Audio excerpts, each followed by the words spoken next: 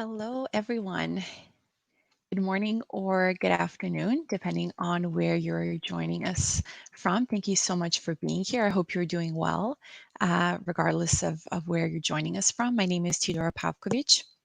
I'm a psychotherapist and a parenting coach, specializing in emotional intelligence, positive psychology, and digital wellness. I'm an advisory board member of the Made of Millions Foundation, and I'm so glad that you joined us here for my series on positive psychology. We're talking about resilience today, which is one of really the biggest topics within the field of positive psychology. Now, before I dive in, I just want to say that you may know that originally this episode was supposed to air on June 1st. And I know that we have a pretty substantial kind of international audience as well. But I'm sure, regardless of where you're joining us from, you are aware of what has been going on in the US over the past kind of month and a half. And so the Made of Millions Foundation really wanted to make sure that if you are a Black viewer and you're tuning in, you know that the Made of Millions Foundation is with you. And over the past kind of month, a lot of the content that has been shared on the Made of Millions YouTube channel, on the various social media platforms, has really been geared towards making sure that our Black viewers are aware of this and that they are able to seek help and find support here. On the Made of Millions Foundation social media platforms, as well as in other places too. And so I just wanted to start off by recognizing that and acknowledging the fact that again, if you are an international viewer, you're probably fully aware of this as well. But within the US, there has been a lot of anger and a lot of anxiety, and just a lot of issues that have been surfacing. One other thing that we also always like to say here at the Made of Millions Foundation is that if you are finding social media platforms and a lot of the information, the comments that are coming out of social media to be really overwhelming, if you have maybe existing mental health issues, and if you're finding that your kind of consumption of social media is just becoming overwhelming at this point, and detrimental as well. We do, of course, recommend that you step back and that you take some time to kind of take care of yourself, reconnect with your friends, seek professional help if you need to, and then, of course, rejoin the World Wide Web after that when you're a little bit more ready. So again, thank you all so much for joining us, whether you're joining us live or if you're watching a recording of this. Like I said, this is my series on positive psychology. It is the second one that I've done here with the Made of Millions Foundation on their YouTube channel. In the first one, we were actually talking a little bit about what I just mentioned, and that is digital wellness and how to consume technology in healthy and responsible ways, healthy and responsible both when it comes to ourselves, but when it comes to other people as well. And you can find all 5 of those episodes here on the Made of Millions YouTube channel. So if you're interested in that topic, I do encourage you to have a look at it. The second series has been dedicated to positive psychology. And we are at episode 5 now, which I'm quite sad to say is the very last one. But you will definitely be seeing me again on the Made of Millions YouTube channel with some more content that I would love to share with you. Given what I just said a few moments ago, I also just want to make sure to clarify what I'm talking about, or what I will be talking about over the next kind of 20 to 30 minutes when it comes to resilience, some of the ideas, some of the research that I will share with you, as well as some of the kind of guidelines and the tips for how to become more resilient. As I talk about resilience today, I'm really talking about it on that very kind of personal, individual level, building up resilience in the face of kind of some of the everyday challenges and hurdles that we come across. So I just want to make sure that it's not misunderstood as being kind of instructions that I want to give to individuals to overcome really huge societal problems. Building up resilience on an individual level can take us only so far. But of course, when we're faced with really huge kind of systemic societal issues, it takes a lot more than that. And it really needs to be a kind of a 360 degree approach. So I just want to make sure that I make that clear kind of as we move forward. And so let's dive into resilience. For those of you who were with me during the previous episode of my positive psychology series, I was talking about optimism. And it's very difficult to talk about optimism without talking about failure. And as I suggested, I think that one of the things we really need to do is kind of reassess or reconceptualize how we feel about failure, how we think about failure, how we deal with failure after it's happened. And so I want to revisit that just very briefly and share a quote with you that I have found to be incredibly inspiring. And in fact, this whole speech from which it comes, I find incredibly inspiring. And so if you haven't yet listened to or read J.K. Rowling's Harvard commencement speech that she gave a number of years ago, I would really encourage that you look it up and that you read it. But what J.K. Rowling has said is the knowledge that you have emerged wiser and stronger from setbacks means that you are, ever after, secure in your ability to survive. You will never truly know yourself or the strengths of your relationships until both have been tested by adversity. Such knowledge is a true gift for all that it is painfully won, and it has been worth more than any qualification I have earned. And so, of course, J.K. Rowling was talking to a whole generation of Harvard graduates, and she focused a lot of what she talked about, a lot of her speech on failure and all the different failures that she has experienced in life, and what were some of the ways in which she overcame them. And not just that, but really after those failures and after kind of the overcoming, what were some of the lessons that she learned. And again, even just from this very short quote, but certainly from her whole speech, it becomes very clear just how important overcoming failure was for her, just how important hope and optimism were, and how important kind of her whole journey, her whole life journey, not just her journey of writing the Harry Potter books, but how important her journey was in terms of overcoming and becoming much more resilient. So again, if you haven't read this speech yet or haven't seen it, I would definitely recommend that you do that. But in terms of how we kind of conceptualize resilience and how we define it, it's not an incredibly complex concept. It is in real life once you actually have to implement it. But the theory always sounds a little bit kind of deceptively simple. And here it's defined by Dr. Angela Duckworth, one of the most well-known researchers in this field. And she's defined resilience as our ability to bounce back after we have struggled, faltered, or failed. And like I said, Angela Duckworth has done an extensive amount of research within resilience, within different components of resilience that I'll get to in a second. But one of the things that I just want to note here when it comes to this definition of resilience, we oftentimes do use the phrase bouncing back. And a lot of the times that makes it seem as though what we're saying is after there's been a particular failure or a particular kind of difficult incident, an argument, a misunderstanding, and such, or even a more kind of prolonged period of struggling, we're going to bounce back to exactly where we were beforehand. And most of the time in positive psychology, even though this is how we define resilience, that isn't exactly what we mean in terms of how we bounce back and how we recover. So, what I always like to kind of note when I'm talking about resilience, whether it's with groups or with individual clients, is that we're not just looking at coming back to exactly the way we were before. We want to somehow add something onto that. I don't like to think of it in terms of kind of better or worse, but we definitely want to add on something, some form of knowledge or some kind of a habit or a practice after we have gone through whatever the difficulty was, so that we're kind of preparing ourselves, or we also almost have this kind of toolbox of resources that we can then use if something happens again in the future. So when we're talking about resilience, and we're talking about bouncing back, we do also want to think in terms of what is a kind of a gift that I've received as a result of this really difficult experience. What is something that I have now that I would never have been able to have without this experience? And this can be really, really important when it comes to kind of the post-event growth, which I'm going to be talking to you about a little bit later. So the growth that we experience after we have struggled or after we have had a really difficult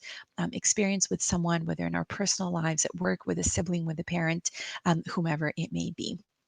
Uh, and as I said, Dr. Angela Duckworth has done an extensive amount of research in this field. I would definitely encourage you to look her up if you're interested. This is something that I think of as a kind of triangle of resilience. And Dr. Duckworth has done an extensive amount of research within the area of kind of resilience and grit in particular. And then we have the growth mindset concept, which if you're a parent, I would definitely recommend that you look up this work. You look at Carol Dweck, who is a psychologist at Stanford University, who together with Dr. Angela Duckworth has done a huge amount of research on this kind of triangle of resilience. So resilience we already defined. When it comes to grit, if you're not familiar with it, I think most of us are familiar with the idea of grit. It may not be a word that we use that frequently in everyday life, but when Dr. Duckworth talks about grit, what she's really talking about is a kind of persistence and a perseverance in the face of hurdles and in the face of obstacles. I don't know about you guys, but I know that I definitely had those experiences in school. For me, it was particularly subjects like math, which may be a little bit of a stereotype to a certain extent, since we know that the way girls and boys struggle with math is a little bit different. And this is again where this idea of the growth mindset comes in. But my attitude didn't contain a lot of grit when I was in school. And so oftentimes when I was faced with a particularly difficult problem that I couldn't figure out, I would usually just give up. And I would just say, I can't do this. I don't know how to do this, or I'm not good at math. Grit is really what allows us to keep going, to go past that point at which we feel, whether it's math or, speaking to our boss, whatever it might be, it gets us past that point and it gets us kind of motivated and hopeful that we can actually learn whatever it's going to take in order for us to overcome that obstacle. And that's where the growth mindset comes in as well. And Carol Dweck has done a lot of research when it comes to this with children, looking at kind of this example that I shared with you right now. So the kids who do tend to give up versus the kids who don't, what are some of the differences in terms of their thinking, their inner monologue? How do they speak to themselves when it comes to some of these obstacles that they face? And what she found is that children who do tend to have a fixed mindset do tend to have that attitude of, I just can't do this. I don't know how to do this. And so I'm going to give up. Whereas the growth mindset is really all about persevering and having some of that grit and having some of that resilience to keep trying and to keep going. One very quick tip that I always love to share with parents, although I think it applies to children and adults alike, is really to use one very short 3-letter word anytime you find yourself kind of experiencing one of those obstacles that make you feel like you want to give up or like you don't know something. So in my example, what that would look like is, I don't really understand math yet, or I don't really know how to solve this problem yet, or I don't know how to speak to my boss about a raise yet. So whatever it might be, just adding that little 3-letter word at the end kind of opens up the door to problem solving and to thinking in terms of, what is it that I need to learn in order to be able to do whatever it's going to take to overcome this obstacle. And so this is kind of the, like I said, the triangle of resilience that a lot of research has been done on, that I would really encourage you to find out a little bit more about, because there's just so many practical components to it, such as this little addition of the word yet, that can really make a huge difference for us and help us kind of persevere and again, overcome some of those obstacles, both big and small. I mentioned parents, and for parents, the topic of resilience is incredibly interesting. I often get asked by parents, because part of my work involves parent coaching, how can my children learn resilience, or what exactly is resilience, or how can I teach them, how can they learn this better so that they have it once they grow up. The first step really is kind of to know what resilience is exactly, so that we know kind of what are the terms that we're talking about. The second thing is, and this is why I always call resilience a real life skill and something that you need to go out into the world to learn, is that you can't really learn resilience until you come across obstacles, or you come across some form of a problem, or of a hurdle. Something is either difficult or unfamiliar or unpleasant, and those are really the moments in which you'll learn resilience. It's really through practice, and that's why I call it a real life skill. You can, of course, attend a workshop or a brief talk like this that will have kind of help you reconceptualize it. But when it comes to actually learning resilience, and for kids in particular, they really have to do it out there in the real world. And that's what I've been reminding people, both young and old, during this COVID period of physical distancing, of kind of facing so many different obstacles when it comes to our finances, our health, our relationships, just pretty much every arena of life, is that you are right now in this moment practicing resilience. You are strengthening that muscle right now. And so take a moment to just show yourself some level of kind of self-compassion, and give yourself a little reward here and there on a daily basis, really. And that's part of practicing positive psychology as well. Show some gratitude to what is going on, because this is forcing you to learn some of those skills. And so resilience is definitely something that just has to be learned out there, in the real world. There are a few different things that resilience really requires in terms of how I conceptualize it. And again, I think this is a really kind of helpful resilience framework that we can all keep in mind, so that when we come across these things in our daily lives, or weekly lives, we can go, right, this is one component of resilience. I'm practicing resilience right now. I am becoming better at this in this very moment. The first one is hurdles, or obstacles, or, like I said, some kind of situation or experience that is unknown, that is uncomfortable, that is really kind of pushing us outside of our comfort zone and kind of forcing us to learn something new. Without that, we don't really have resilience. Flexibility is incredibly important, and I feel like that's something that's really been tested kind of globally, with this global pandemic, and all of the kind of drastic changes in our lives that it has brought with it. But it's one of the most important aspects to really being able to adapt to change, and to adapt to different things happening in our environments. The more rigid we are, the less resilient we are, the less we're able to learn, the more of a fixed mindset we have, as opposed to a growth mindset. So flexibility is incredibly important. If we're kind of constantly holding on to the same problem solving kind of answers, or pathways, or solutions, we're not going to be able to solve the new problems that come in. And so trying to be more kind of fluid and open is incredibly important for building resilience. Awareness. And here we're talking about awareness of our strengths and resources in particular. Once I'm done with this presentation, I will share a link with you in the chat box of a character strengths test that I would love to invite you to take if you haven't taken it already. And I know some of our viewers probably already have. It is called the VIA Character Strengths Survey, which is a really wonderful resource when it comes to building our resilience, building our self-esteem, self-awareness, just so many different things. But it's really one of the elements that can really help us build resilience, is to know, first of all, what our own inner strengths are, what our character strengths are, so what our kind of inner toolbox is.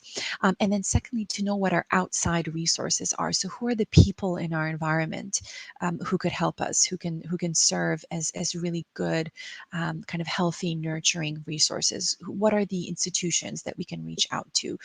Any other types of kind of outside resources. Building resilience, like I said at the beginning, is a combination. We can only do so much on our own. We can only do so much in terms of working on kind of our own inner landscape. The outside kind of wider global landscape needs to be able to support us as well. And so it's really important to know what those resources are. And hopefully to many of you, the Made of Millions Foundation is one such resource. The fourth thing is meaning, and this is where we get closer to kind of the end of the hurdle, or the end of that experience with an obstacle, or with a hardship, or with some kind of a challenge. Oftentimes we talk about the importance of understanding the meaning in overcoming a particular obstacle. And that really joins in with this final point, an idea that I mentioned a little bit earlier, which is this concept of post-event growth. And we can't really do that without looking at the meaning. I used the word gift earlier. That is one of the ways in which I like to think about it. What is a gift, or a number of gifts that we received as a result of going through this problem? going through this challenge, facing this obstacle, whether it's, like I said, something new that we've learned, perhaps a skill that we've picked up that we really wouldn't have done before without going through that experience. Is there a new habit or a new practice that we've become aware of or that we've become really good at? Have we been able to strengthen a particular relationship or more than one relationship as a result of what we've gone through? Have we been able to help somebody as a result of going through this hardship ourselves that we really wouldn't have been able to do before because we just wouldn't have understood that level of a struggle if we hadn't gone through it ourselves. So there are lots of different ways of finding meaning.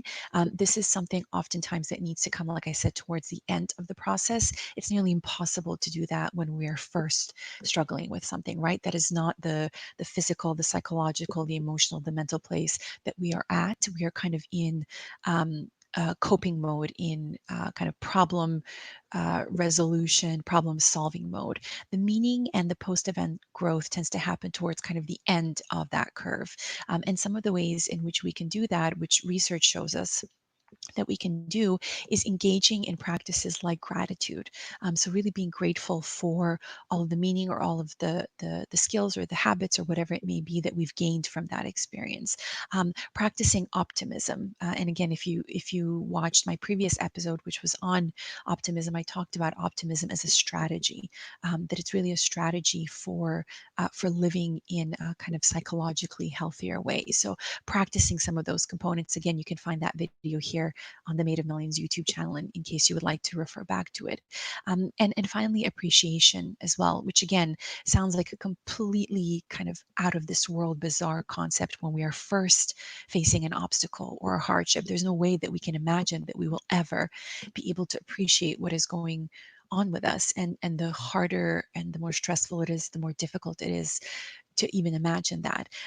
But once it all kind of comes to a completion, we can start thinking about that and start thinking about some of the ways in which we can appreciate this experience that we have gone through.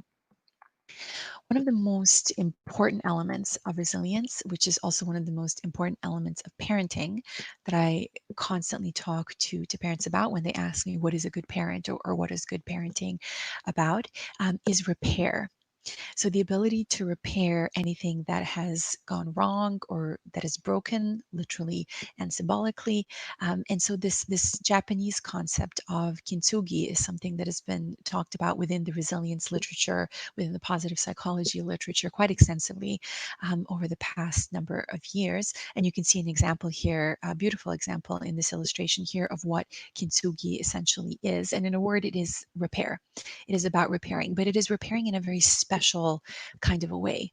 And again, there may be some differences in terms of Eastern views and Western views. There may be some cultural differences in terms of how we conceptualize repair, but oftentimes we talk about repairing things that we then want to hide or that we want to put away or that we don't really ever want to talk about ever again. And we kind of want to sweep them under the carpet and just keep going on as though nothing happened. And as you can see from this bowl that has so beautifully been repaired here, the kintsugi idea is kind of the opposite. We want to repair what was broken, but we want to make those breakages even more visible. And the way it's done in the kintsugi tradition, or one of the ways in which it's done, is by using precious metals such as gold. And you can see that in this example here. So the idea really is that the new object, in this case a physical object, has something that it didn't have before. And again, this is what I was talking about previously in terms of that post event growth, and finding meaning and finding appreciation. And that is the idea behind Kitsugi. So it's this idea that repair is not only vital, but that it's beautiful as well. And so the philosophy behind the Kintsugi technique is to really recognize the history of that object. And in terms of what we're talking about, the history of the human being, and to visibly incorporate the repair into the new piece, instead of disguising it, or as I was saying before, instead of just kind of full on hiding it, and pretending that it never happened before. And so this concept of repair, I think, is incredibly important when it comes to resilience. Again, it's really important during that kind of post-event period when we're trying to decide what we're going to do with this hardship and what we're going to do with these struggles that we've had. Are we going to show them, and are we going to share them? What form are they going to take, or do we want to kind of put them away somewhere and never show them again? And I think Kitsugi offers us a really wonderful option of what to do with our struggles, and what to do with our so-called breakages. And so, as I slowly wrap up this session on resilience, there are a couple of more ideas that I wanted to share with you. If you've been watching some of my previous episodes, you know that I have been sharing the Awkward Yeti cartoons and illustrations extensively. I absolutely love this artist. I would even call them a comedian, perhaps. They have a wonderful way of infusing humor into these illustrations of kind of how the brain and the heart battle each other. But I think that this illustrates wonderfully that concept of flexibility when it comes to resilience, and how important it is to really be flexible and to really be able to shift perspective. And that's something that I talked about during episode 1 of this positive psychology series. So you see here the brain that is shoveling the snow out of the driveway, really grumpily saying, "I hate snow." And then you see the heart on the right hand side of the screen making a snowman and saying, "You're using it wrong." And I think this again wonderfully illustrates how not always easily, but how simply we can shift our perspective in terms of what it is that we're dealing with. What is the kind of raw material? In this case, the snow.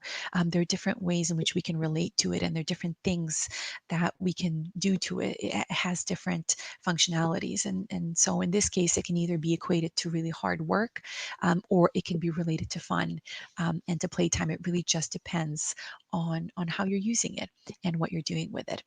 I wanted to wrap up with another quote from J.K. Rowling, and this is the same Harvard commencement speech that I quoted from before. I love this quote because it comes from the woman who really over the past decade or so has defined what magic is and what it looks like, and what it means. And what she said in her speech was that we do not need magic to change the world. We carry all the power we need inside ourselves already.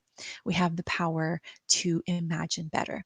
And I thought this quote is a really wonderful way to wrap up this whole series on positive psychology, because even though I'm sure she wasn't talking from a positive psychology place, or wasn't speaking to any concepts within positive psychology, this is a beautiful illustration of what so many of these different facets of positive psychology, only some of which I was able to share with you here, are talking about, and what this previous illustration showed as well, in terms of how we can kind of orient ourselves towards problems in our lives and how we can reconceptualize them. The power of imagination is really one of the greatest powers that we have. I feel like this COVID pandemic has really brought that up to the surface. We have the power to imagine things much worse or much better. And so a lot of that power to change the outer landscape really does rest within us as individuals. And once we come together as individuals, that is really the moment when we can create the greatest change. So with that, I would like to wrap up. You can see here the different ways in which you can find out more information about the Made of Millions Foundation, and a little bit more information about me as well. I want to thank all of you who've left comments in the comment section. Thank you so much. Again, we have a really wonderful international audience, which I'm always thrilled to see. As some of you know, I am a third culture kid. I've lived in a lot of different places in the world. And one of the reasons why I love the concepts from positive psychology so much is that I do really believe that they're applicable kind of across the planet. Again, going back to what J.K. Rowling was saying, that power to imagine is really one of the most important inner powers that we have, and those cut across borders. I think globally, it's something that all of us have. So thank you so much. Thank you, Dheeraj, for what you said there about resilience being like rubber. Thank you, Stacy. What a meaningful and beautiful quote. Absolutely. Again, I would encourage all of you to have a look at J.K. Rowling's full speech. If you haven't seen it yet, there are just some incredibly kind of moving and actually incredibly relatable parts. You wouldn't think so when you look at what her life looks like right now and the kind of amazing amounts of success that she's had. But she's a person whose story I always share whenever I talk about resilience.